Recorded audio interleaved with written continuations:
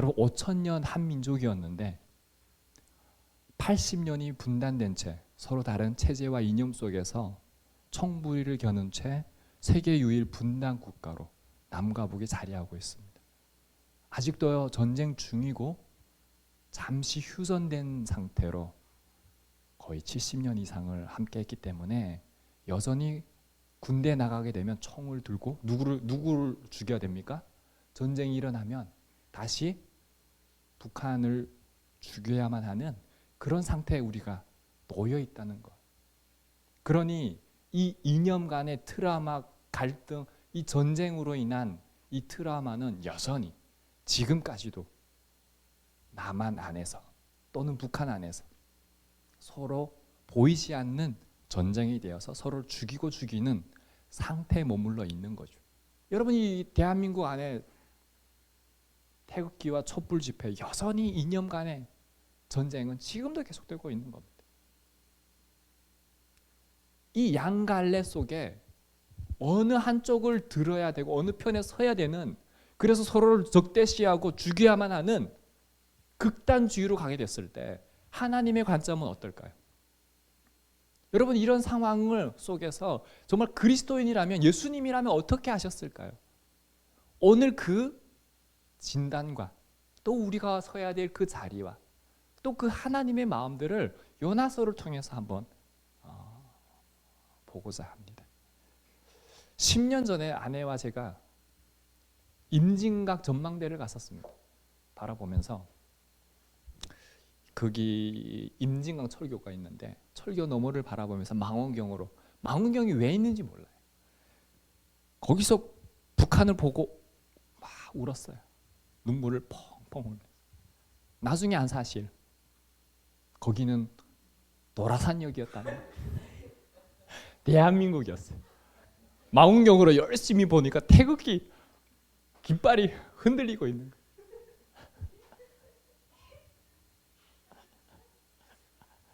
우리 민족이 이렇게 반세기 넘게 허리 잘린 채 그 아픔을 지니고 있는데, 그 아픔을 지닌 민족이라는 거예요. 어떤 사람이 다리를 건너를 바라보면 우는 사람이 있겠습니까? 설날이 되고 명절이 되면 어떤 사람이 그 고성이나 전망대 앞에 가서 그 땅을 바라보면서 우는 민족이 있겠습니까? 우리가 살아가는 이 사회 속에서 또 다른 고정관념이, 또 다른 차별과 편견을 갖기도 한다는 거죠.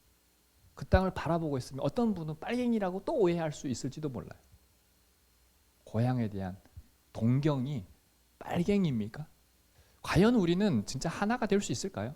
서로를 이해하고 공감하고 서로 다른 것을 존중할 수 있는 시민사회, 그런 민족이 될 수는 있을까요? 그러면 진정 하나 되면 어디서부터 우리가 출발할 수 있을까요? 일어나 저 큰 성읍 니느웨로 가서 그것을 향하여 외치라. 그 악독이 내 앞에 상달되었음이니라. 니느웨는 어떤 곳이었냐면 당시에 그 아수르 제국의 수도였습니다. 이스라엘을 가장 괴롭히던 나라였어요. 사람을 껍데기 빗기해서 막 이렇게 조공을 바치기도 하고 막 그런 말도 안 되는 이 아수르 제국이 끔찍한 만행을 저질렀던 거예요. 근데 요나에게 하나님의 음성이 들리는 거예요. 그 땅에 가서 내가 너에게 전한 말을 전해라. 근데 요나에게 있어서는 그 다시스는요, 증오와 멸시의 도시였지 그 땅에 대한 하나님의 마음을 가질 수조차 없었던 요나였습니다. 그 트라우마들이 있었기 때문에. 그런데 요나는 하나님 말씀을 들었을 때 너무 불편해하는 거예요. 봐요. 저 큰 성읍 니느웨에 가서 향하여 외치라. 악독이 내 앞에 상달. 외쳐야 되는데 가기조차 싫은 거예요. 생각하는 것 자체가 싫은 거예요. 그래서 요나는요, 니느웨로 가는 것이 아니라 다시스로 가는 거죠. 마치 하나님 북한에 가서 외치라고 했는데 내 악독이 내 앞에 상달하였다 외치라고 했는데 북한에 가서 외치는 게 아니라 미국이 가는 거죠. 우리에게 북한은 어떤 존재입니까? 때로는 니느웨처럼 외면하고 싶고 심판받아 마땅하다고 생각되는 불편한 존재 아닙니까? 저희 세대가 그런 것 같아요. 그 땅에 다시 가고 싶지 않는. 다 머리 흔들잖아요. 그러나 가족 있고 친척 있으면 가서 한번 만나보고 싶고 안아보고 싶고 우리가 누리고 있는 것들을 누리게 해주고 싶은 곳이 아닙니까? 이제 우리 안에 복음이 들어오니까 그 땅에 가서 진정한 자유를, 복음을 전하고 싶은 땅이기도 하지 않습니까? 동전상작의 비극을 떠올리면서 우리는 적개심을 품기도 하고요. 핵위협, 인권 문제 앞에 두려움과 분노를 느끼기도 합니다. 복음을 전해야 할 대상이라기보다는 그저 멀리하고 싶은, 무관심 속에 잊어버리고 싶은 대상이 어쩌면 북한일 수 있겠습니다. 마치 요나가 다시스를, 니느웨를 떠올렸던 것처럼 요나처럼 우리 역시 북한을 향한 하나님의 마음을 외면하고 다시스로 도망치고 있지는 않습니까? 우리의 편견과 민족적 감정이 하나님의 사랑, 명령보다 앞서고 있지는 않습니까? 지극히 인간이라면 저조차도 그런 마음이 들 때가 많습니다. 빨리 죽었으면 좋겠다. 저도 김정은을 위해서 기도하지는 못하니까요. 하나님은 요나에게 분명히 말씀합니다. 니느웨로 가라. 하나님 우리에게 동일하게 말씀하실 거라고 생각합니다. 북한에 가라.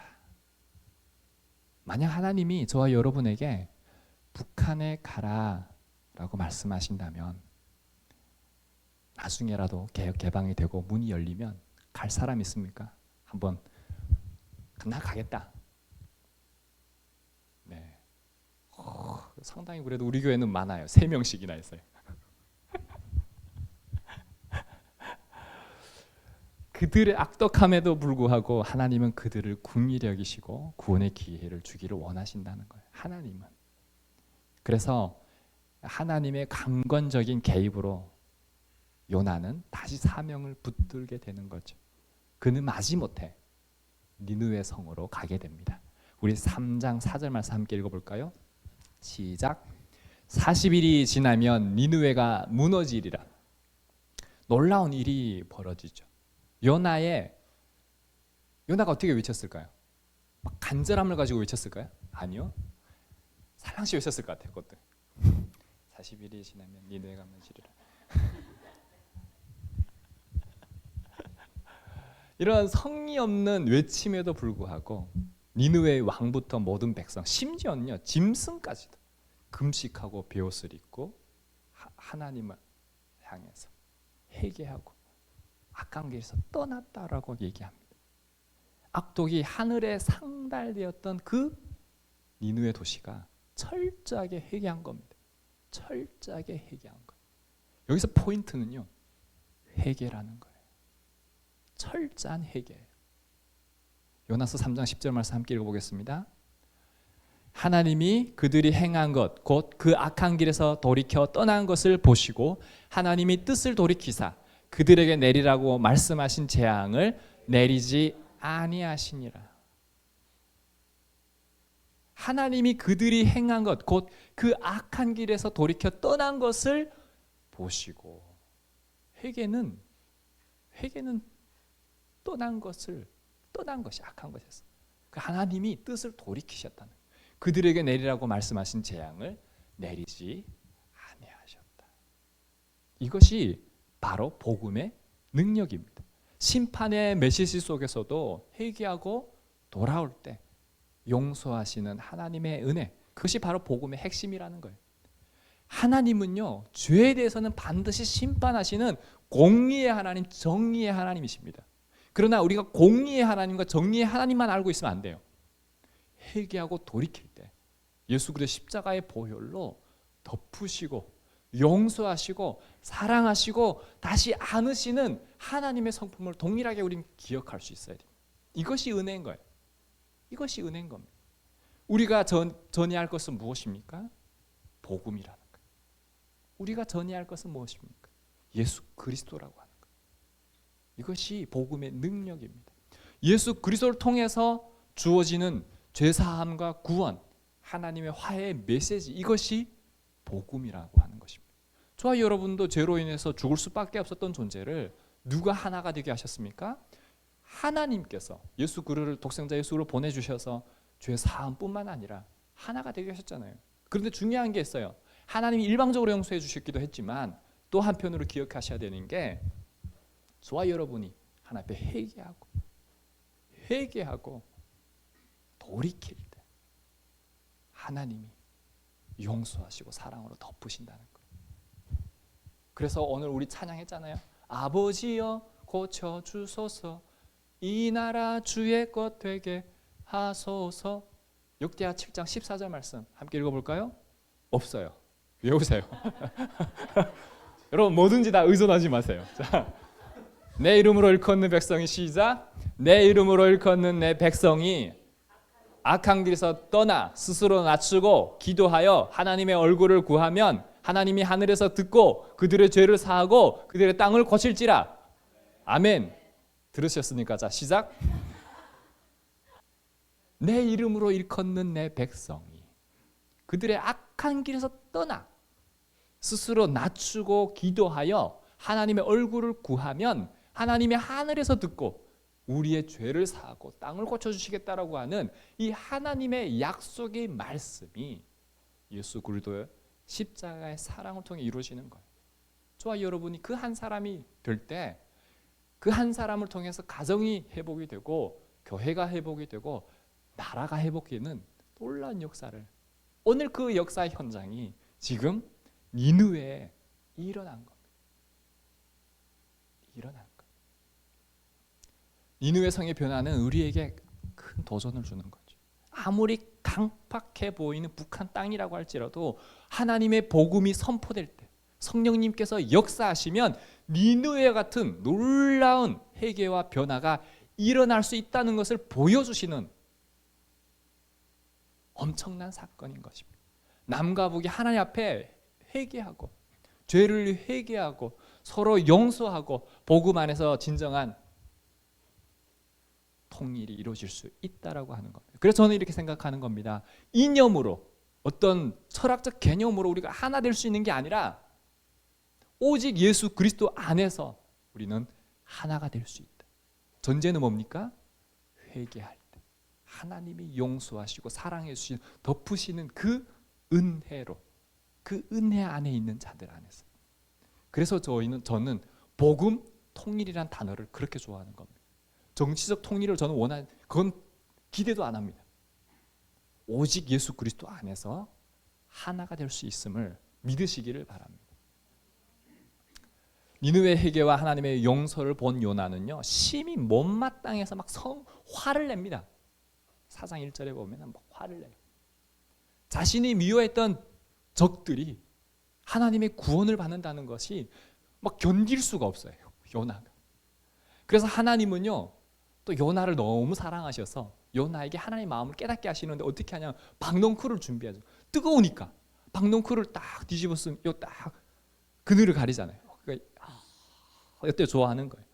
뜨거운 또 동풍을 쫙 불어가지고 또 말라버려요. 얼마나 화가 났겠습니까? 성경은요 적나라하게 이런 걸 기록하고 있습니다. 자, 요나서 4장 10절 11절만 함께 읽어보도록 하겠습니다. 시작. 여호와께서 이르시되 내가 수고도 아니하였고 재배도 아니하였고 하룻밤에 났다가 하룻밤에 말라버리 이 박넝쿨을 아꼈거든. 하물며 이 큰 성읍 니느웨는 좌우를 분별하지 못하는 자가 12만여 명이요 가축도 많이 있나니 내가 어찌 아끼지 아니하겠느냐 하시니라. 요나가 잠시 그늘을 주었던 그 박넝쿨 하나도 아꼈는데 하물며 하나님께서 좌우를 분별할 수 없는 분별력이 떨어지는 그 12만여 명과, 저는 또 하나 은혜 받는 대목들도 있어요. 어떻게 이렇게 가축에 대해서도 너무 이렇게 하나님이 세심하게 살피실까? 오늘 우리는 가축을 너무 잔인하게 막 하잖아요, 사람들이. 이게 생명, 뭐 천국 지옥 가는 생명은 아니니까. 그럼에도 불구하고 모든 하나님의 우주 세계는 다 조화가 있고 아름다운 거거든요. 근데 너무 인간이 잔인한 게 자연의 투영이 되고 동물에 투영이 되는 게 너무 마음이 아파요. 예. 동물 학대 이거 너무 마음이 아픈데 성경에는 이렇게 동물의 가축에까지도 하나님이 관심을 가지는 게 저는 너무 신기해요. 이 성읍 니느웨를 아끼는 것이 어찌 합당하지 않겠느냐라고 하나님 반문하시는 것. 북한을 향한 하나님의 마음도 저는 이와 같다고 생각합니다. 하나님은 그 땅에 2,600만 명의 김정은은 좀 제외할게요. 하나님께는 김정은도 속해 있어요. 근데 저는 좀 제하고 싶어요. 저는 좀 제하고 싶습니다. 뭐 그도 회개하고 돌아오면 하나님 용서해 주시겠죠. 지금도 악행을 저지르고 있기 때문에 저는 좀 아직까지 제 개인적인 용서가 안 돼요. 하나님은 용서해 주시는 거 아는데 분명히 저는 좀 힘드네요. 용서도 내가 할 수 있는 특권이 아니고 하나님의 영역인 것 같아요. 언젠가 그 마음 주시면 제가 그때 얘기할게요. 특히 복음을 듣지 못하고 고통받고 있는 이들, 하나님을 알지 못하는 이들을 하나님 불쌍히 여기시고 사랑하신다는 겁니다. 우리의 좁은 민족주의나 또는 정치적 계산을 넘어서는 창조주의 무한한 긍휼과 사랑이 있기 때문에 그렇습니다. 우리는 그래서 하나님의 마음을 품어야 됩니다. 저도 마찬가지겠죠. 용서가 쉽지 않아요. 제가 그래서 나중에 용서에 대한 책을 쓰려고 하는데 회개하는 자들에 대해서는 우리는 용서할 수 있어요. 그러나 회개하지 않은 자에 대해서 우리가 용서를 논할 수는 없기 때문에 그래서 제가 말씀을 드리는 겁니다. 북한 정권을 향한 비판적인 시각과 별개로 그 땅의 주민 한 사람 한 사람을 하나님의 사랑하시는 영혼으로 바라볼 수 있어야 된다는 겁니다.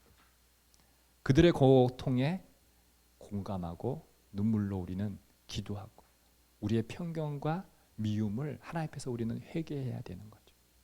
우리가 먼저 하나님의 마음으로 북녘 동포들을 품을 때 비로소 우리는 복음 통일을 위한 진정한 기도를 드릴 수 있다라고 하는 겁니다. 하나님께서 맡기시는 그 사명을 감당할 수 있는 겁니다. 마지막 시대에 우리 이 땅에 하나님께서 남겨주신 과제가 복음 안에서 하나가 되는 겁니다. 북한을 향한 선교의 비전입니다. 예수 믿는 사람들은 누구나 다 품어야 되는 것입니다. 그래서 하나님이 그 훈련을 위해서 누구를 보내주셨냐면 이 땅에 34,000여 명의 탈북민들을 보내주신 겁니다. 이건 선물이에요. 하나님 보내주신 선물인 겁니다. 여기에서 우리가 복음 안에서 하나가 되지 못하면 북한에 가서 하나 되는 것은 어불성설입니다. 그래서 우리는 먼저 복음 안에서 하나가 되어야 됩니다. 예수 그리스도 하나가 되어야 됩니다. 다양하죠. 아니 북한에서 오신 분들도 하나가 되는 게 어려워요. 왜? 서로 다른 지역과 계층 간에 살아왔기 때문에 여기 와서도 여전히 평양에 오신 분들은 지방에서 분들을 무시하고 지방의 분들은 평양의 분들을 존경하나요? 무시하죠. 우리끼리도 하나가 되는 게 어려워요. 특히 남한 분하고 하나가 되는 게 쉽습니까? 남한 분들도 탈북 쉽습니까? 어려워요. 이렇게 얘기했더니 요즘은 세대가 아니라 동기들 안에서도 세대 차이가 느낀다고 하나 되는 게 어렵다고 얘기하더라고요. 부부끼리는 외국인이라고 하더라고요. 그만큼 우리는 어려운 건데 예수 그리스도 안에서 우리가 하나가 되는 거 힘써야 되는 거예요. 다양성을 존중할 수 있어야 되고 그 다양성 안에서 우리는 하나를 일치를 추구하는 삶을 예수 그리스도 안에서 살아가는 훈련을 우리는 해야 된다는 거예요. 그랬을 때 우리는 북한 주민들에게도 예수 그리스도 안에서 하나가 될 수 있는 또 다른 원동력이 될 수 있는 거겠죠. 그래서 저와 여러분에게 하나님 주신 사명이 있는데 그 사명이 먼저는 예수 그리스도 안에서 하나가 되는 겁니다. 그래서 우리 교회 한소만 교회 두 번째 목회 철학이 뭡니까? 예수님 안에서 하나가 되는 가정 공동체. 예. 컨닝도 능력입니다.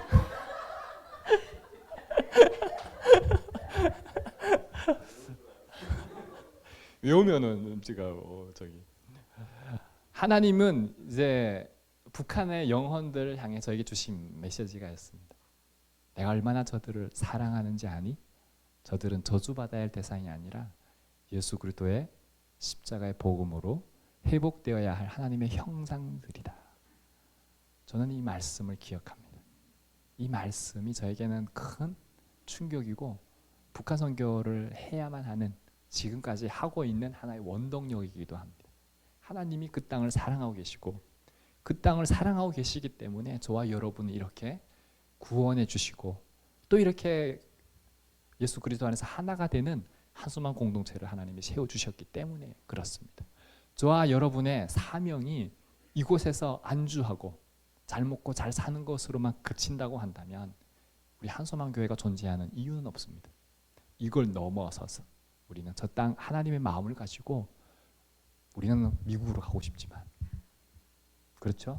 미국으로 다 가고 싶죠? 그럼에도 우리는 북한에 가서 언젠가는, 지금은 아니어도 회개하는 자들에 대한 하나님의 선포 또는 용서, 사랑을 가지고 우리 역시 복음 안에서 하나가 되는, 그래서 힘써 지키는 그런 하나님의 사람들이 될 수 있기를 주님의 이름으로 축원합니다. 그래서 저와 여러분이 무관심과 편견과 이런 걸 가지고 회개할 수 있어야 돼. 하나님의 마음을 외면하지 말아야 됩니다. 또 하나는 복음의 능력을 신뢰해야 됩니다. 오직 예수 그리스도의 복음만이 분단의 장벽을 허물고 진정한 하나됨을 이룰 수 있다. 이걸 믿으시기를 바랍니다. 그리고 마지막으로 하나님의 마음, 하나님의 긍휼과 사랑을 가지고 우리가 저 땅을 위해서 기도합시다. 그리고 선포합시다. 그러면 하나님이 반드시 역사하실 겁니다.